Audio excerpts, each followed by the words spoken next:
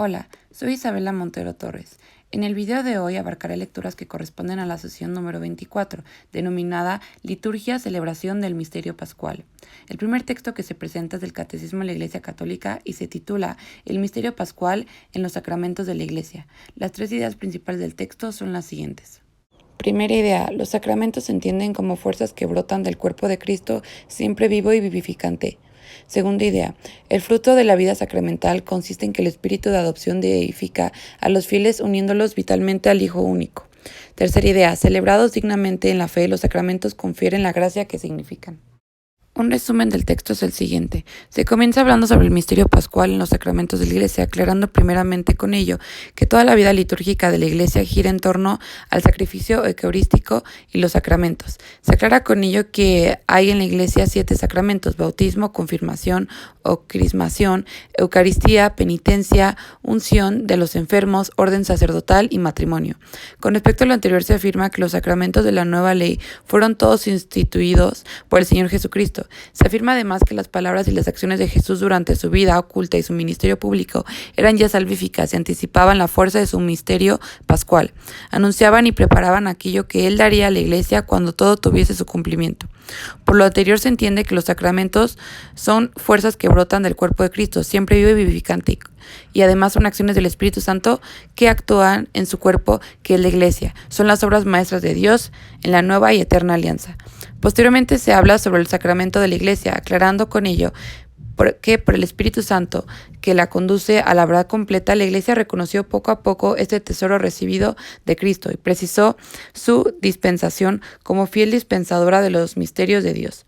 Por lo anterior se comprende que los sacramentos son de la Iglesia en el doble sentido de que existen por ella y para ella. Se aclara también que formando con Cristo cabeza, como una única persona mística, la Iglesia actúa en los sacramentos como comunidad sacerdotal, orgánicamente estructurada. Se destaca por lo anterior que es gracias al bautismo y la confirmación que el pueblo sacerdotal se hace apto para celebrar la liturgia.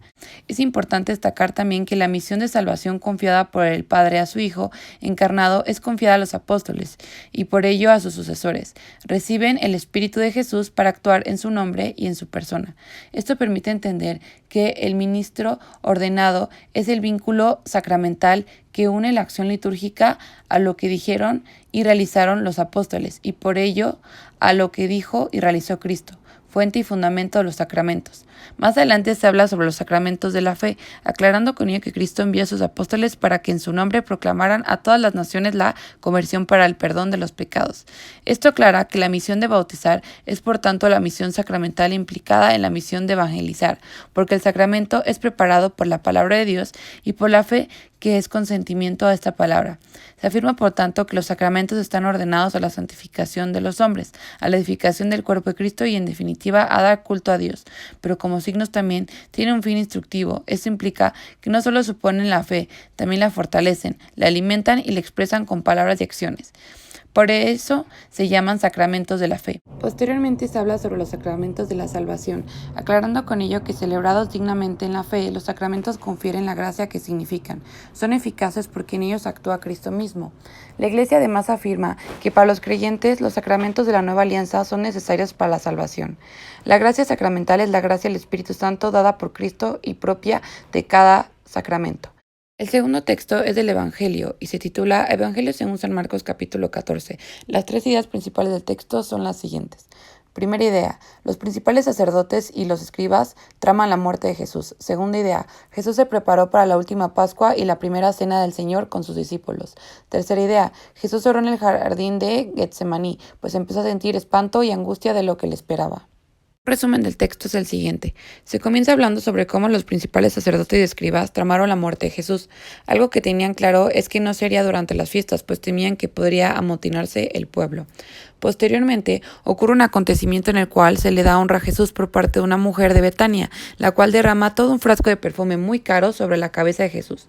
Para algunos esto resultaba descabellado, pues creían que pudo en su lugar haberlo vendido por mucho dinero y dárselo a los pobres. Ante ello Jesús replicó pues no debían por qué molestarse, pues una buena obra ha hecho con él. Además aclara que a los pobres los tendrán siempre con ellos, y por ello podrán socorrerlos cuando quieran. Sin embargo, a Jesús no lo tendrán para siempre. Jesús entiende este acto de la mujer como un adelanto a embalsamar su cuerpo para la sepultura. Más adelante se habla sobre la traición de Judas, uno de los 12 discípulos, pues fue quien entregó a Jesús.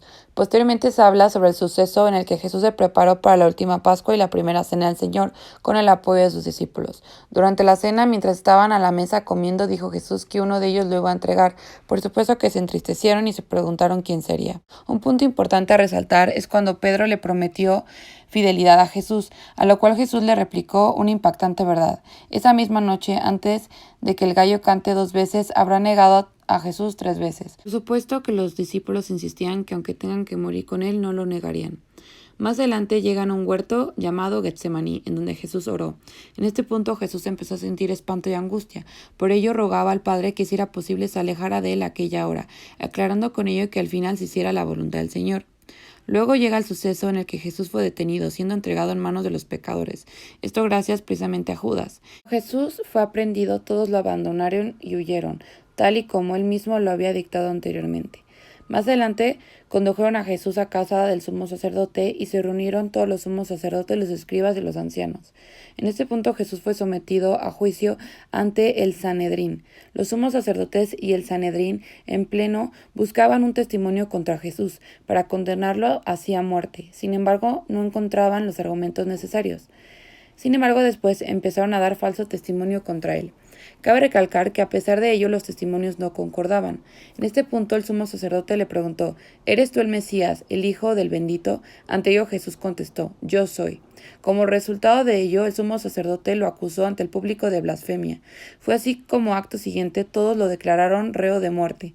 Pedro, ante esta situación, mostró total indiferencia, pues protestó declarando que no conocía a Jesús, pues temía que lo relacionaran con él. Gracias por su atención y hasta luego.